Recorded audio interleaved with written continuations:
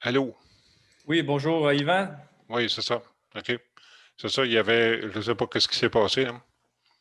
Chloé il semble nous avoir remis sur les rails, là. OK. Oui. Alors je peux débuter. OK. OK. Là, fais juste arrêter ton partage d'écran 30 secondes, Rémi, s'il vous plaît. Fais juste arrêter ton partage d'écran 30 secondes, là. Tu parles de Rémi ou à moi? Pas Rémi, mais Kevin, excuse. Bon. OK. OK. Là, j'ai des participants. Là, je vais.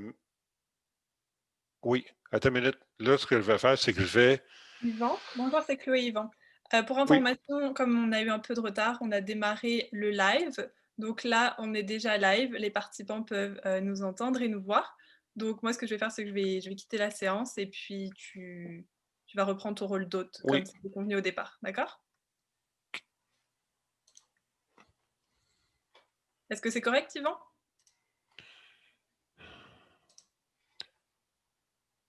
Oui, sauf que Chloé, je n'ai pas les. OK, toi, tu as démarré le live pour moi, Oui. autrement dit, c'est Le ça? live, le live est démarré. Là, OK, tous les participants peuvent entendre notre conversation et nous voir. Tu bon, n'as pas encore les commandes parce que c'est moi qui les ai pour l'instant. Dès que OK, je serai sortie de la réunion, tu auras les commandes. OK? OK, c'est beau. Fait que Kevin, go, tu y vas, puis Parfait. on lance la Voici la présentation. Chloé l'a présentation. fait pour nous. Merci beaucoup.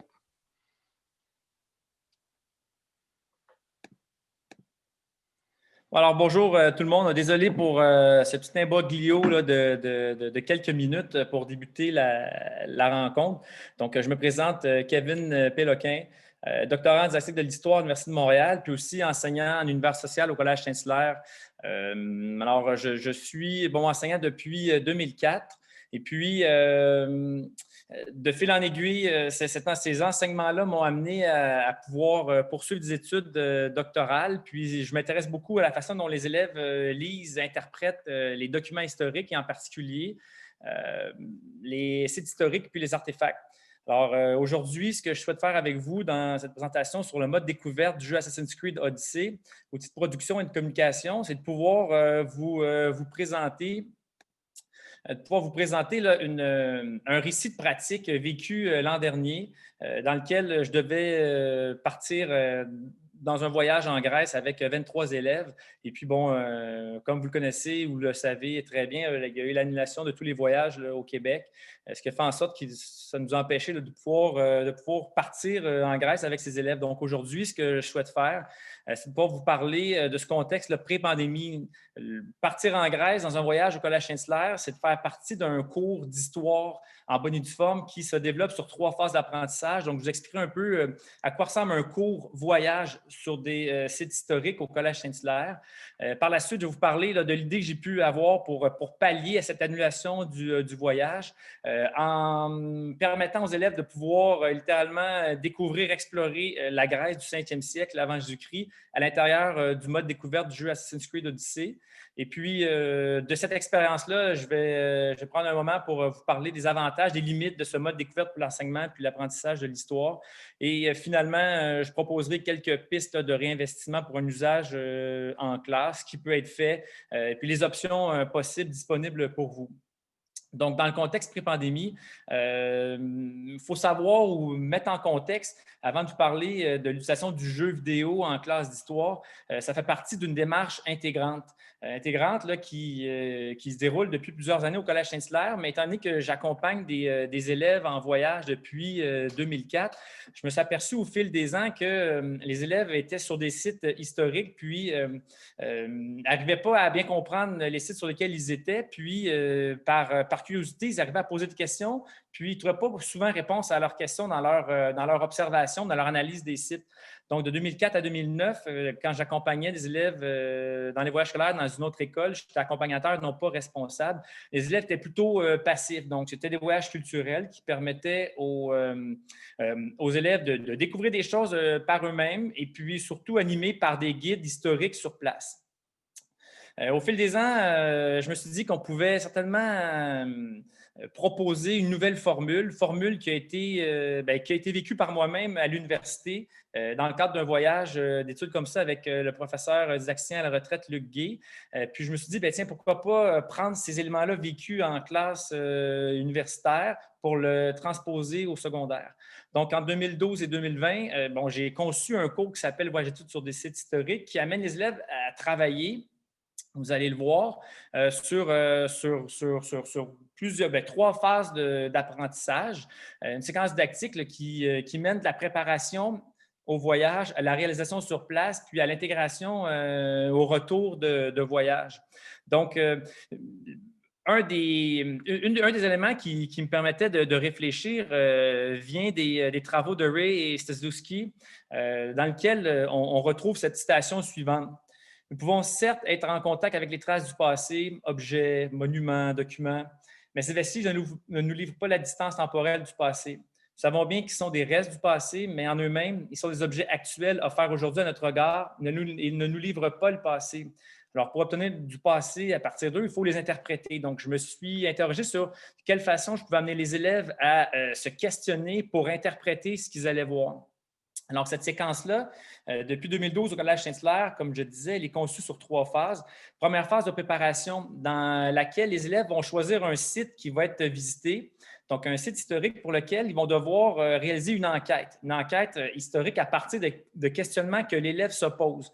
Et puis, dans cette phase de préparation entre octobre et avril, moi, je vais accompagner les élèves à pouvoir essayer de trouver des indices, des preuves pour arriver à répondre à leurs questions-problèmes de départ.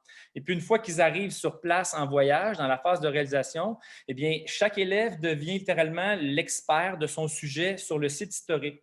Alors, nous serions allés à l'Acropole, puis en arrivant à l'Acropole, c'est un élève qui a travaillé sur son objet d'étude qui aurait présenté à titre de guide historique ce sujet-là. Alors, à partir de ce moment-là, les élèves deviennent davantage actifs dans leurs apprentissages et puis c'est à partir de leur regard, de leurs yeux, qu'on arrive à comprendre le site sur lequel on est. Et puis, dans la phase d'intégration, c'est au retour en classe.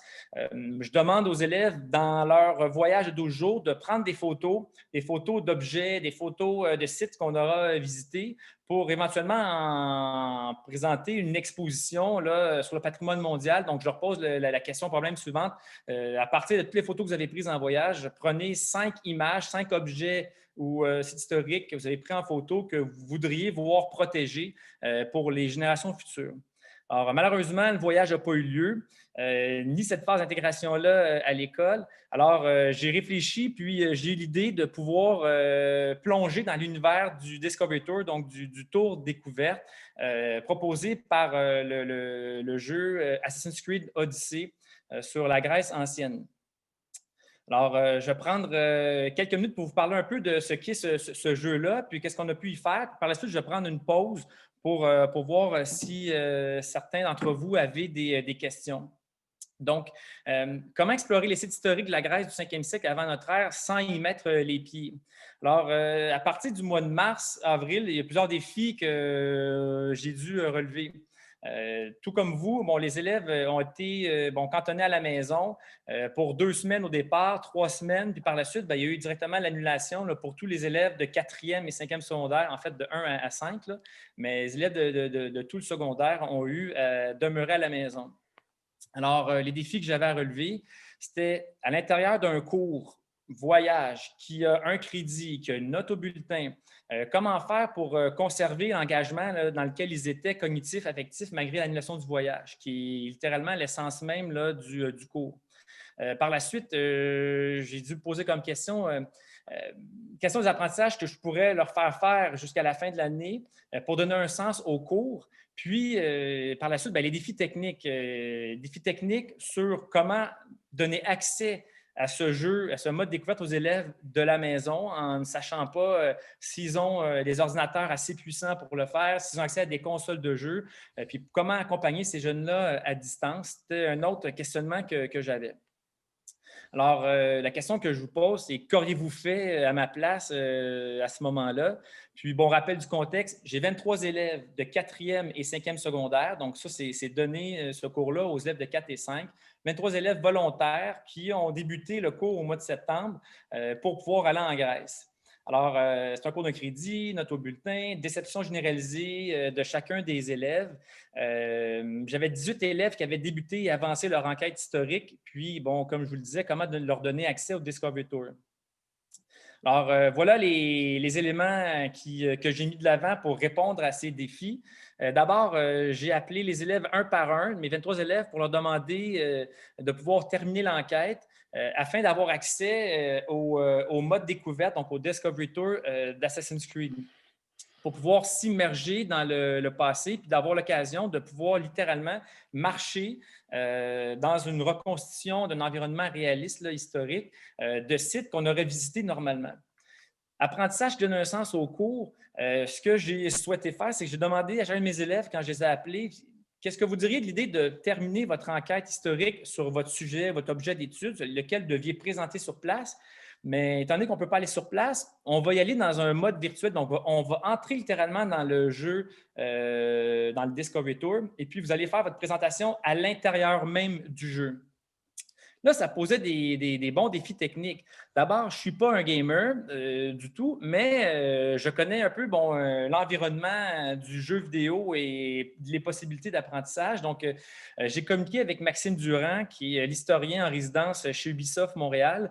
Je lui ai fait part de ma problématique. Et puis, j'avais des questions à lui poser sur comment je pourrais littéralement faire vivre ce projet-là aux élèves en sachant qu'ils ne pouvaient pas se rendre en Grèce là, et sur le terrain.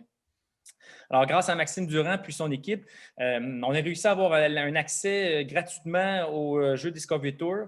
Et là, il me restait à comprendre chez mes élèves, est-ce qu'ils ont accès à une console de jeu, un ordinateur assez fort, assez puissant pour ce faire?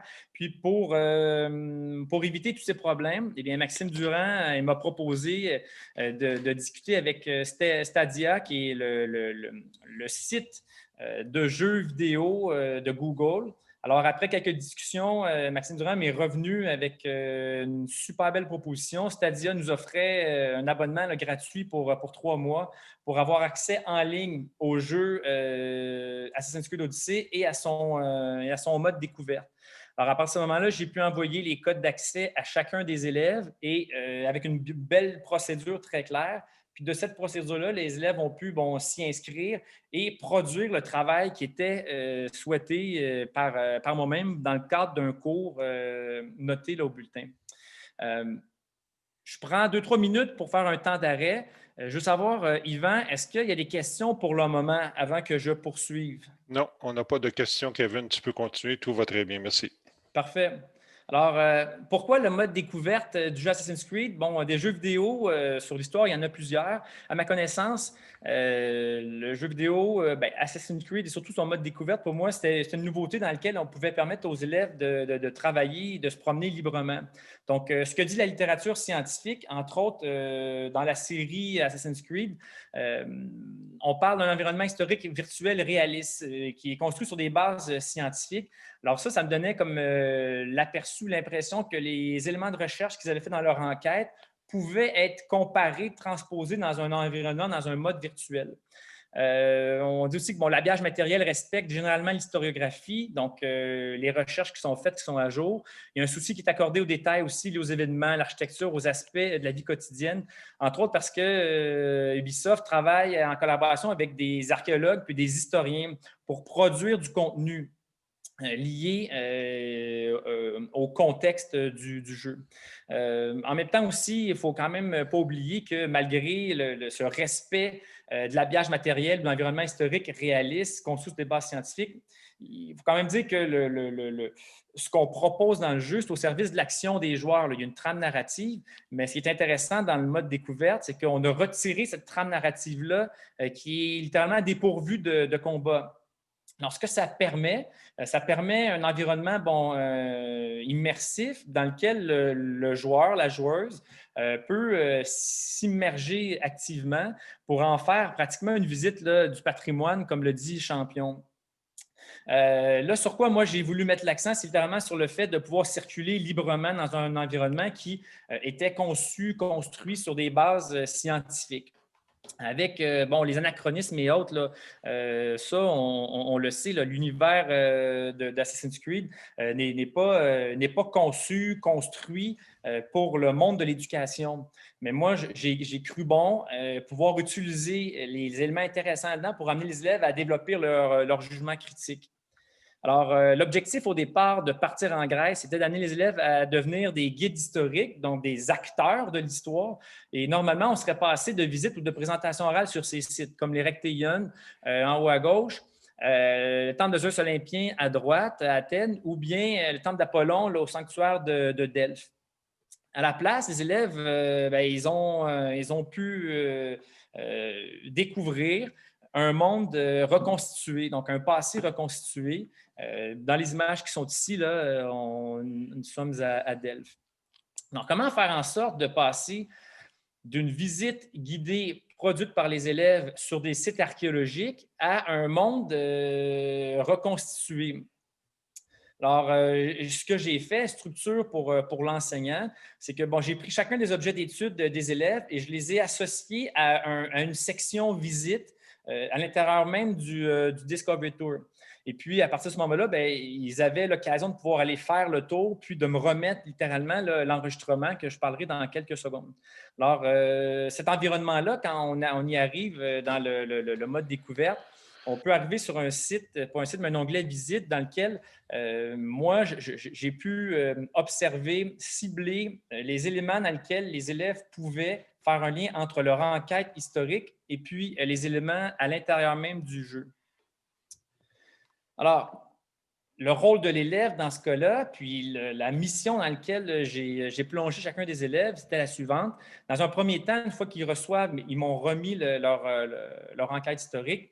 Par la suite, ils ont reçu les codes d'accès pour entrer sur le site de Stadia et par la suite, pouvoir avoir accès au jeu Assassin's Creed. Donc, dans un premier temps, je vais laisser du temps, une semaine, pour qu'ils puissent se familiariser avec ce mode découverte, avec l'espace. Donc, comparer un peu ce qu'ils ont pu lire dans leurs recherches, dans leur enquête, les indices qu'ils ont pu découvrir sur Internet ou dans les monographies, et de voir un peu qu'est-ce qui est proposé à l'intérieur même de la visite que je le suggérais. Par la suite, pour pouvoir s'y déplacer, eh bien, il y a deux options qui s'offrent aux élèves. Il y a celle d'utiliser le clavier et celle d'une manette. Bon, vous ne serez pas surpris de savoir là, que ce ne sont pas sur les 23 élèves qui avaient une manette qui permettait de jouer aux jeux vidéo. Dans ce cas-là, il y avait le clavier, mais de pouvoir manipuler le clavier, ça prend quand même quelques minutes, puis une période d'essai pour être capable de déplacer son personnage, puis avoir accès aux fonctionnalités qui vont permettre au personnage non seulement de se déplacer, mais de pouvoir monter sur les structures, de pouvoir aussi avoir un regard là, à vol d'oiseau de l'ensemble du site. Donc, premier point, une bonne semaine pour se familiariser, puis que je puisse répondre aux questions en accompagnant les élèves. Par la suite, je leur ai demandé qu'est-ce qui peut être intéressant dans la présentation que vous devez faire sur place. Qu'est-ce qu'on pourrait mettre à l'intérieur du jeu vidéo pour que vous puissiez nous faire votre propre visite à l'intérieur du jeu du Discovery Tour?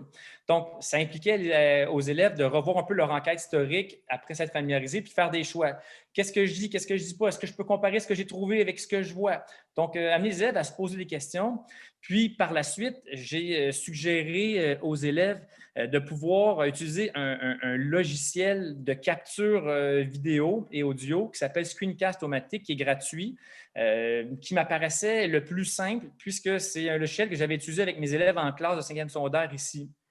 Donc, l'objectif, c'était de pouvoir, une fois qu'on était prêt, qu'on savait ce qu'on voulait dire, c'était littéralement de pouvoir partir ce logiciel-là, de cliquer sur « Enregistrer », de retourner dans le jeu et là, dans le jeu, de commencer à se déplacer avec sa manette ou son clavier, donc ses touches, et puis d'expliquer finalement ce qu'ils ont compris de leur enquête historique sur le site reconstitué.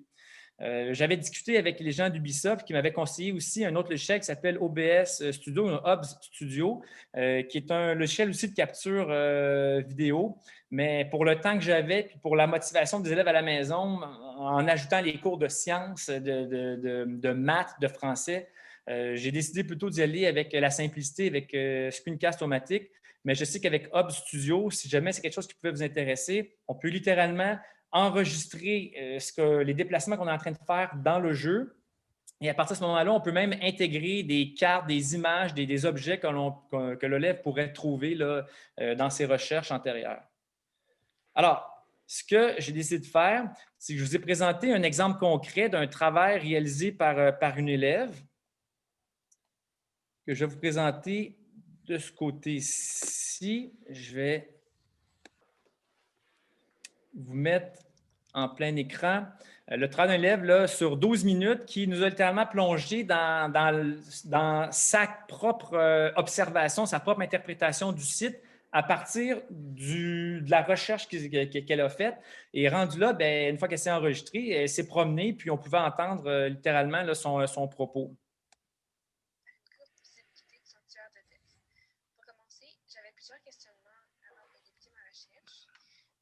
Kevin? Oui. Quand tu partages, là, tu entends. Si tu veux partager ton écran, c'est parce que c'est une vidéo que tu partages? Oui, que je mets à l'écran. OK, mais quand tu le mets à l'écran, on ne le voit pas actuellement. OK? Mais fais écran partagé, puis en bas à gauche, tu as utilisé le son de l'ordinateur que tu vas cocher. Ça va faciliter le passage du son dans le réseau. Comme ça, les gens à distance vont mieux l'entendre.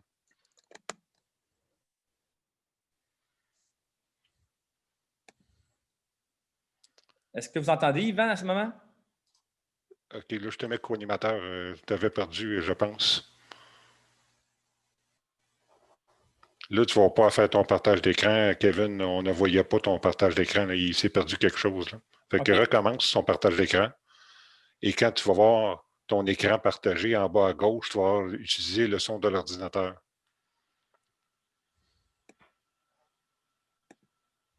Donc, partager l'écran. Est-ce qu'en bas à gauche, avant de partager l'écran, tu avais une petite case à cocher pour utiliser le son de l'ordinateur? Non. Non, mais excuse-moi, Kevin, quitte le partage d'écran. Oui. OK. Reclique sur écran partagé. Oui. OK. Puis là, avant de faire ton choix d'écran, tu vois-tu la case en bas à gauche qui dit partager le son de l'ordinateur ou quelque chose comme ça? Tout à fait, c'est fait. OK, c'est ça qu'il faut que tu coches. Puis après ça, tu partages ton écran pour avoir entendre le son. Il va passer par le système à ce moment-là.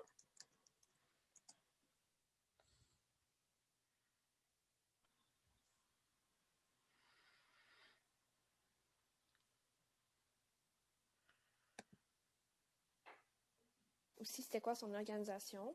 Bravo, c'est beaucoup mieux. Pourquoi a été constitué d'autant de Donc, l'élève, ce qu'elle explique en bout de ligne, c'est les questions qu'elle s'est posées. Puis par la suite, elle est littéralement dans le jeu. Puis il y a peut-être un élément que j'ai oublié de mentionner. C'est que dans le module de mode découverte, vous avez deux choix. Vous avez un choix qui s'offre à vous, qui est littéralement de suivre la visite qui est proposée par Ubisoft. Vous voyez tout au loin, là, au fond de l'écran, une ligne de couleur au sol. Donc, l'élève peut prendre son avatar, son personnage, puis se déplacer au fil de cette ligne-là. Puis, au fil de son déplacement, va rencontrer des personnages historiques et des informations pour mieux comprendre le site. Dure environ entre 10 et 20 minutes une visite. Moi, ce que j'ai plutôt opté, j'ai dit aux élèves, cette visite-là, vous pouvez la faire pour vous familiariser, mais surtout, prenez le mode libre, c'est-à-dire ne vous arrêtez pas à ces éléments-là pour pouvoir faire la visite comme bon vous semble et découvrir le site littéralement par vous-même et nous le faire découvrir surtout. Donc, l'élève, elle se promène, puis au fil du temps, elle va pouvoir se déplacer soit avec l'aigle, qui lui permet de pouvoir aller spécifier les éléments qu'elle souhaite proposer. Apollon, il voulait installer son... Puis, si je poursuis... d'Héraclès et de la vie de TC. Il y avait plus de 150 inscriptions qui étaient liées à des rituels, aussi à des affranchissements. Puis, il y avait des inscriptions aussi qui... Donc, cet élève-là, en fonction de ses recherches, elle s'est arrêtée à certains points d'explication pour montrer à quoi ressemblait le temple ou, dans ce cas-ci, le trésor, à ce qu'on aurait pu voir si nous étions allés en Grèce. Donc, c'est l'élève qui s'arrête aux endroits où elle veut bien, puis c'est elle qui nous donne les explications par la suite. était aussi fait mal. Bon, si je poursuis peut-être un dernier exemple. Maintenant, on va se rendre au théâtre de Delphes. Donc, ce théâtre-là, il a été construit pendant le 4e Alors, vous voyez que le déplacement de la manette peut être rapide pour certains, mais c'est l'élève qui décide en bout de ligne de quoi elle veut parler, de quoi elle veut nous informer de ce qu'elle a trouvé comme information sur le site même. Donc, je vais retourner à mon diaporama pour que vous puissiez voir un peu ce que les élèves en ont dit et que je puisse laisser du temps là, aux questions. Donc, OK. Kevin, pour retourner à ton diaporama, tu dois quitter le partage d'écran et refaire le choix de ton écran de diaporama pour repartager.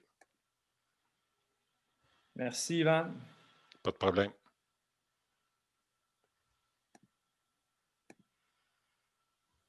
Excellent. On voit ton diaporama maintenant.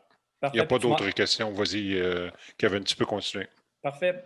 Alors, de ce court exemple que je voulais vous montrer, c'est qu'à la suite du travail des élèves, j'ai voulu en savoir un peu plus. J'ai vu leur exploration de chacun de leurs sites historiques. Là, maintenant, j'ai fait des entretiens individuels avec chacun d'eux pour comprendre un peu c'est quoi les avantages et limites là, du mode découverte pour l'enseignement et l'apprentissage, qu'eux en ont compris. Donc, ce que les élèves ont dit, c'est d'abord le point de vue inédit. Point de vue inédit sur l'appropriation de l'espace. Donc, les élèves ont l'occasion de pouvoir se rendre à des endroits qui, normalement, seraient littéralement interdits là, en Grèce, puis également inexistants. Il y a des élèves aussi qui, dans cette appropriation de l'espace-là, m'ont dit, écoutez, monsieur, moi, j'ai travaillé sur l'Érectéion ou sur l'Acropole, puis les sculptures sont comme disproportionnées. Là. Ça ne se peut pas que c'était comme ça avant, parce que moi, ce que j'ai trouvé, alors là, ils faisaient des comparaisons avec ce qu'ils avaient cherché dans leur enquête. Comme vous voyez sur l'image de gauche, les cariatides, pour ceux et celles qui sont allés en Grèce ou qui ont vu ces cariatides-là, soit au British Museum ou bien au musée de l'Acropole, ces cariatides sont disproportionnées, mais en même temps, ça fait partie du jeu. Donc, le jeu, on veut être capable de pouvoir voir ces sculptures-là de plus loin, donner un effet de grandeur, comme la statue d'Athéna sur l'Acropole. Alors, le but, c'est de pouvoir amener l'élève aussi à réfléchir et puis à avoir un jugement critique sur ce qui lui est présenté en même du jeu. Donc, s'approprier l'espace, c'est aussi, dans l'image de droite, les élèves étaient bien impressionnés de pouvoir monter sur les structures pour avoir une vue en 360 du site sur lequel ils auraient fait une présentation sur place. L'autre point de vue, c'est l'intérêt de pouvoir entrer à l'intérieur de temples. Donc, si nous avions été en Grèce, vous le savez, ce sont des sites archéologiques. Il n'y a rien de reconstitué de cette façon-là. Dans le cas-ci, à gauche, on a une statue d'Athéna Chryséléphantine. Le seul exemplaire qu'on a, c'est une petite statuette d'une dizaine de centimètres au musée archéologique d'Athènes. Donc, pour pouvoir se représenter une image de ce à quoi pouvait ressembler à l'époque cette statue, du moins à l'intérieur de son temple, la représentation qui est faite ici dans le mode découverte pour l'élève lui donnait comme l'impression de comprendre des éléments qu'il n'avait pas vus ou imaginés dans sa recherche. Même chose à droite avec la Pythie dans le temple d'Apollon. Autre point de vue intéressant de l'élève, c'est de pouvoir survoler les sites pour comprendre l'objet d'étude dans son contexte géographique. Donc, certains m'ont parlé de topographie, dont une personne qui travaillait sur l'Acropole, puis une autre personne qui m'a parlé de topographie qui travaillait sur le Pirée. Donc, oui, en bordure de l'eau, mais il m'expliquait le rôle ou le choix du Pirée comme port par les Athéniens, entre autres. Alors, ça, c'était un élément qui était très positif pour eux. L'autre élément, il y a des élèves qui étaient en mesure de comparer ce qu'ils avaient dans leur travail de recherche avec ces images-là de sites archéologiques à droite, et puis qui les comparaient avec ce qu'ils avaient vu littéralement dans le jeu. Donc ça, ce sont des captures d'écran qui ont été faites, entre autres, par l'élève. Même chose ici, nous aurions normalement visité le temple d'Apollon, qui est le site archéologique en bas à droite. Puis là, l'élève pouvait se représenter une image. Bon, qu'elle soit erronée ou vraie, on n'est pas encore dans cette appropriation du questionnement, mais on pouvait travailler avec la représentation qui se trouve là, sur le grand écran. Autre chose qui a été mentionnée très souvent par les élèves, on me disait que entrer dans le mode découverte, c'est une façon de faciliter la contextualisation. Donc, comment on fait pour contextualiser une époque quand on voit uniquement un édifice? Les élèves disaient quand on voit des humains, des acteurs historiques là, qui sont en train de faire des activités, donc à gauche, près du temple d'Apollon à Delphes, puis à droite, au Pirée, ça leur donnait comme l'impression de pouvoir toucher un peu plus à l'histoire puis de pouvoir s'imaginer à quoi pouvaient ressembler les choses à l'époque, entre autres parce qu'il y a une vie qui se déploie sous leurs yeux. Autrement que seulement une construction là, architecturale. Cependant, bon, aux avantages, il y a quand même des limites là, que peut être observées à la fois par les élèves et par moi-même. Donc, au niveau technique, il y a des élèves qui n'avaient pas une connexion assez forte à la maison pour rouler le jeu, même sur Stadia. Alors, automatiquement, ça crée un désintérêt chez eux. Puis, il a fallu, à force de questions, de comprendre pourquoi ça allait plus ou moins bien, le travail réalisé là, à l'intérieur du jeu. C'est parce que la connexion était mauvaise. Donc, ça peut avoir un impact là, sur la facilité là, de travailler, de produire là, une recherche à l'intérieur du jeu. Bon, capacité de l'ordinateur va un peu avec la mauvaise connexion. Les gens qui avaient un ordinateur qui était bon, plus ou moins récent, là, je parle de 7, 8 et 10 ans, qui ont de la difficulté à faire rouler le jeu. La question du clavier, l'expérience de jeu, les élèves qui m'ont dit, monsieur, pour ce qu'on voulait faire, on aurait de loin aimé avoir accès à une manette pour pouvoir se déplacer plus facilement. Donc, si c'était à refaire en classe, d'avoir des manettes, ce serait utile. Le clavier étant plus ou moins ergonomique là, avec les deux mains pour pouvoir déplacer finalement le personnage puis avoir accès à d'autres fonctions. Bon, s'approprier un outil de capture vidéo. Certains élèves ont eu la difficulté à pouvoir lancer le logiciel de capture vidéo et audio et puis par la suite se rendre littéralement dans le jeu pour pouvoir se déplacer puis parler en même temps. Au niveau pédagogique, bon, les élèves, ils se perdent s'ils ne sont pas accompagnés. Donc, à distance, c'était plus ou moins évident. Mais si je n'avais pas fait une procédure, une structure, donc point A, B, C, D, E, ce que je m'attends de vous, pour après ça plonger dans cette liberté là, totale à l'intérieur du jeu, ça aurait été plus ou moins intéressant pour eux. L'autre chose, c'est la perception du jeu vidéo et de l'apprentissage. Pour quelques-uns de mes élèves, le jeu vidéo est considéré comme un jeu, puis un loisir qui ne les intéresse pas du tout. Quand ma perception à moi, c'était de leur faire prendre conscience que le jeu vidéo pouvait devenir un outil d'apprentissage. Donc, pour certains, ça a été difficile de les motiver parce qu'ils avaient déjà une conception qui venait brimer là, la mission que je leur proposais. Il ne faut pas oublier que ça demande du temps pour s'approprier l'outil. Là, bon, vous avez vu un exemple, et puis l'objectif à l'élève de se familiariser, puis pour l'enseignant de connaître l'objet d'étude de l'élève et de le référer à la bonne visite ou à tout le moins au bon site à visiter à l'intérieur du jeu.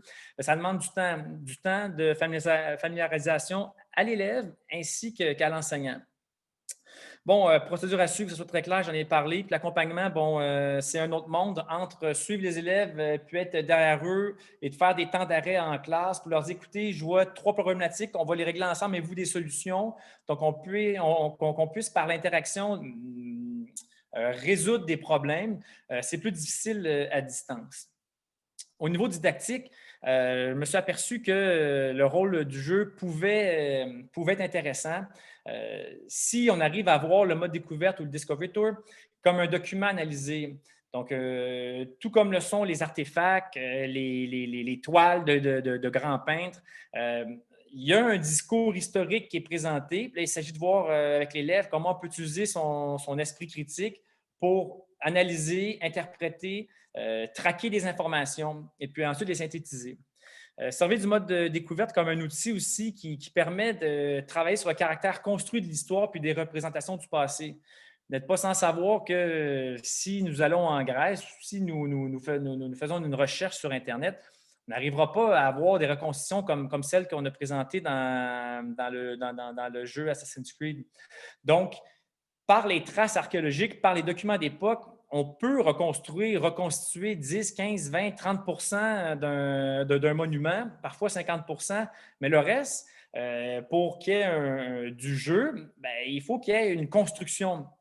Alors, amener l'élève à réfléchir sur la part de la créativité dans le jeu, c'est un peu ce qu'essaient de faire, ce que tentent de faire les historiens en nuances, en disant nous avons des traces partielles. Maintenant, comment on fait pour tisser des liens entre chacun d'eux en ayant un propos nuancé? Donc, ça nous permet de pouvoir réfléchir à ce caractère construit de l'histoire.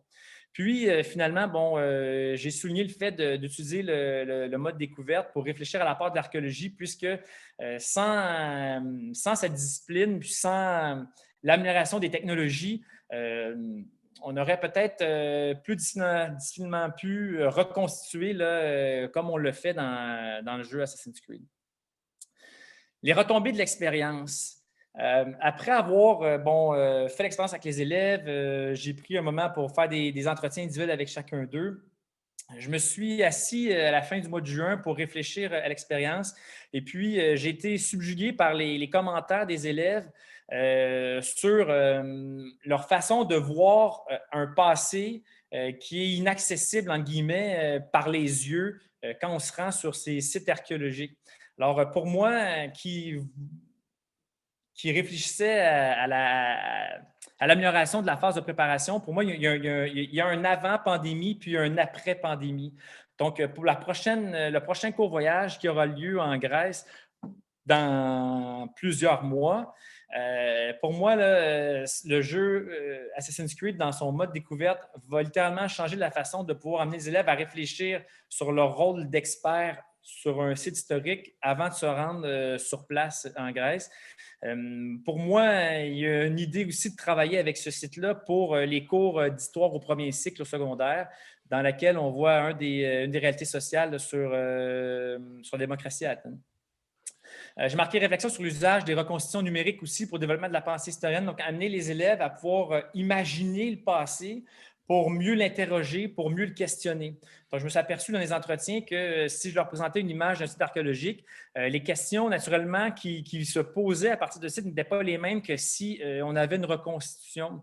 Donc, ça peut amener les interactions entre l'enseignant et les élèves un peu plus loin pour voir certains détails, pour non seulement les vérifier, mais pouvoir s'interroger pourquoi c'était comme ça, puis quels sont les choix qui ont été faits historiquement, puis dans la création du jeu. Donc, ça m'apparaît littéralement à mes yeux un nouvel outil complémentaire là, pour expérimenter un terrain du passé. OK. Kevin, merci. Je t'arrête 30 secondes. On a une question en direct. La personne nous dit « Bonjour, je ne connais pas le jeu autre que le titre. Est-ce que tu sais si Ubisoft offre d'autres environnements que celui de la Grèce? » Alors, Ubisoft offre 2 environnements dépourvus de combat, donc mode découverte pour le monde de l'éducation. C'est celui de la Grèce et l'autre, c'est sur l'Égypte. Donc, Assassin's Creed Origins.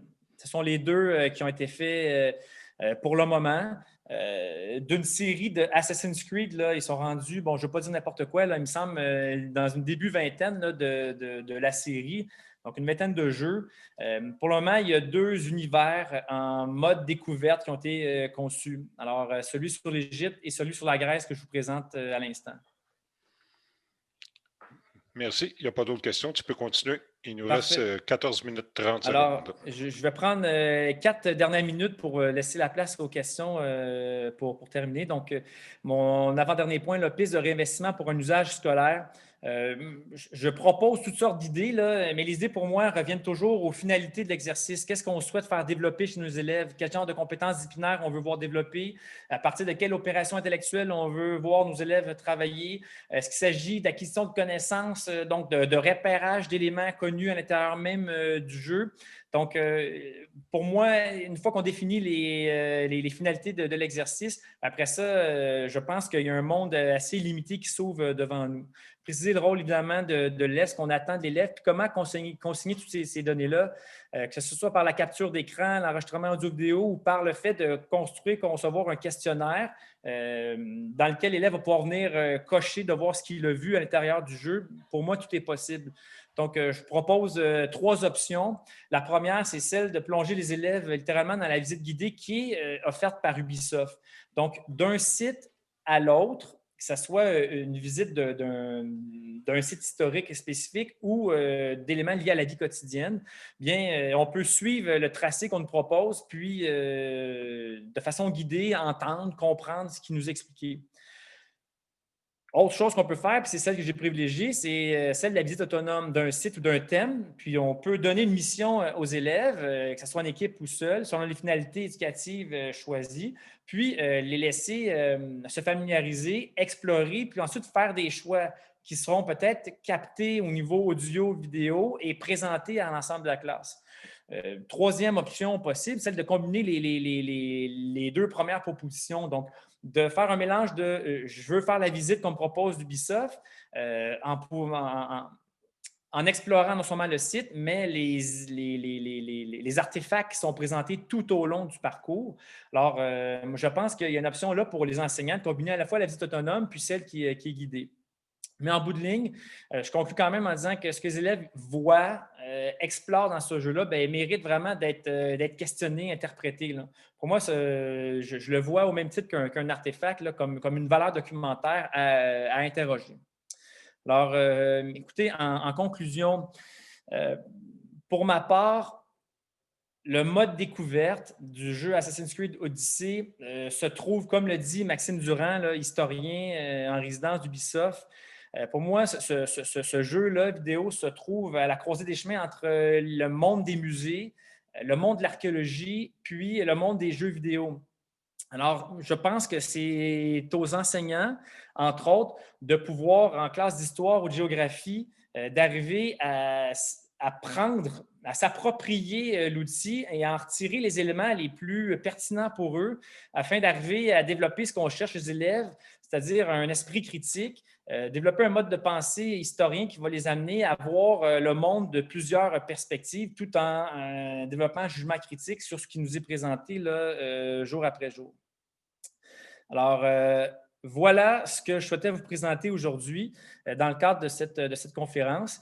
Je sais que ma présentation va non seulement être enregistrée, mais je vais la déposer qu'elle puisse être accessible. Puis, j'ai mis à la fin également là, les sources qui pourraient servir à ceux et celles qui auraient un intérêt de se faire une tête, là, une idée sur ce mode de découverte et son exploration en classe. Alors, voilà. Merci beaucoup de votre écoute. Yvan, il reste 10 minutes avant que tout coupe. Je ne sais pas s'il y a des questions. Là, je suis libre là, à toute question. Il n'y a pas d'autres questions, Kevin. On peut rester en ligne en attendant simplement que les gens réagissent. Alors, excellente présentation, chers collègues. Bravo.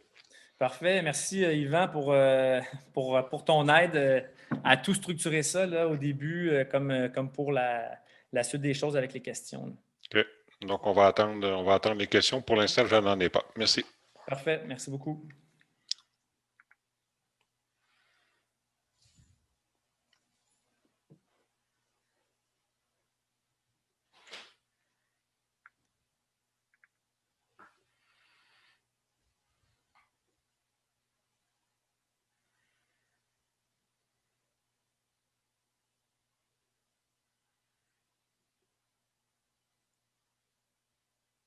Toi, Yvan, est-ce que tu peux voir s'il y a encore des gens, par exemple, dans la salle?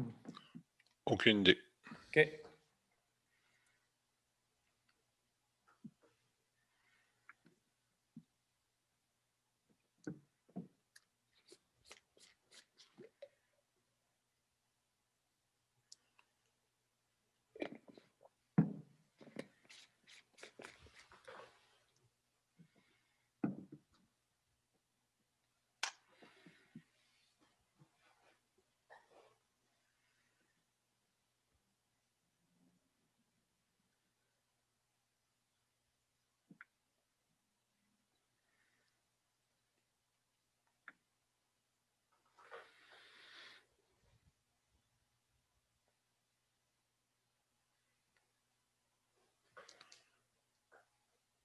Donc, je suggère de patienter encore quelques minutes. Quand il restera 5 minutes, nous mettrons ensuite le diapo de clôture, Kevin, d'accord? C'est parfait. À ton signal, je vais obtempérer. Oui, oui. Tu n'as qu'un clic à faire.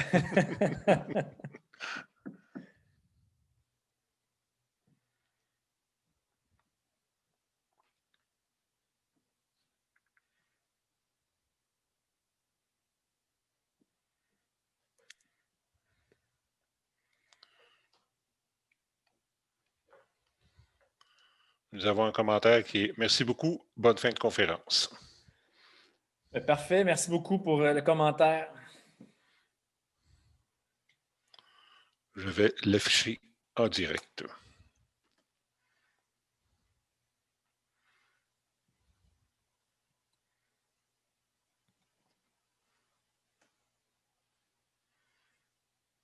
Est-ce que dans l'autre présentation dans laquelle tu as agi à titre de hôte, tu as eu plusieurs questions ou c'était quand même tranquille? À peu près légèrement plus que toi, mais pas beaucoup plus. Peut-être une ou deux questions de plus, c'est tout. Okay. Je ne sais pas jusqu'à quel point ça freine un peu l'interaction des gens quand on est en ligne, puis les questions qu'on pourrait avoir spontanément pendant la présentation, on hésite plus à les poser parce qu'on n'est pas en présence là, de gens. Oui, je pense que ça pourrait faire partie d'un questionnaire de débriefing, après coup, là, si on veut faire un post-mortem du congrès, à savoir c'est quoi l'aisance qu'ils ont à poser ou ne pas poser de questions. Justement, là, c'est la question que tu viens de formuler, Kevin. Ce serait tout à fait à propos de le savoir. Tout à fait. Parce que je considère que c'est quand même une bonne idée d'avoir jumelé la CEUS avec les autres associations. Puis, dans un futur rapproché, il va avoir de nouveau là, des congrès en présence, mais il y a peut-être des gens qui vont de loin décider de faire ces présentations-là à distance, mais avec des gens à l'intérieur d'une salle. Alors, je ne sais pas si même là, ça va être comme un nouvel ajustement pour la personne comme toi qui serait là pour prendre les questions du public et l'acheminer à la personne qui serait comme sur le grand écran là, pour éviter comme les dépenses de déplacement. Oui, c'est ça. Il faut voir ce qui serait possible de faire. La technologie évolue tellement rapidement. Hein.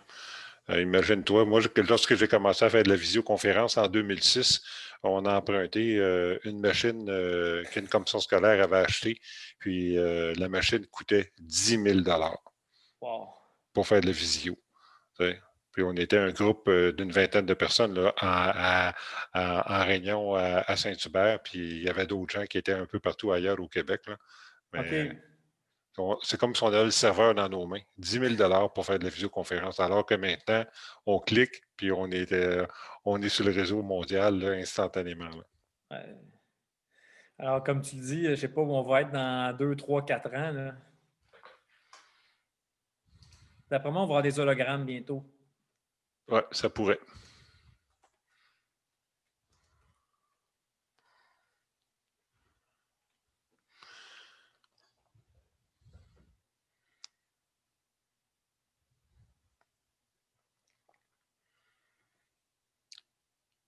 Donc, Kevin, oui, voilà, la dernière, parce que il nous reste 5 minutes exactement là. Donc, merci beaucoup. Parfait, bien, merci à toi. Donc, je peux me débrancher tout ça, puis tout va bien aller? Oui, mais c'est ça. Si tu te débranches, toi, ce qui va arriver, c'est qu'on va arrêter le partage d'écran, tout simplement, puis moi, je vais mettre ma diapo comme partage d'écran à ce moment-là. Voilà. C'est pas plus compliqué que ça. Fait que si tu veux quitter, merci beaucoup, Kevin. Excellente prestation. Là, les gens nous entendent encore, là, par contre. Là. Fait que je vais mettre ma propre diapo, puis tu pourras quitter. Voilà. C'est parfait. Bon, merci beaucoup, Yvan, puis au plaisir de te reparler et de te revoir dans un avenir très rapproché. Oui, absolument. Maintenant qu'on se connaît mieux. Exactement. J'ai parlé de toi aussi, donc on pourra s'en reparler. Oui, cool. C'est cool. Bien, merci beaucoup, puis bonne fin de journée à toi, bonne fin de semaine. Merci beaucoup. Bye. OK, bye.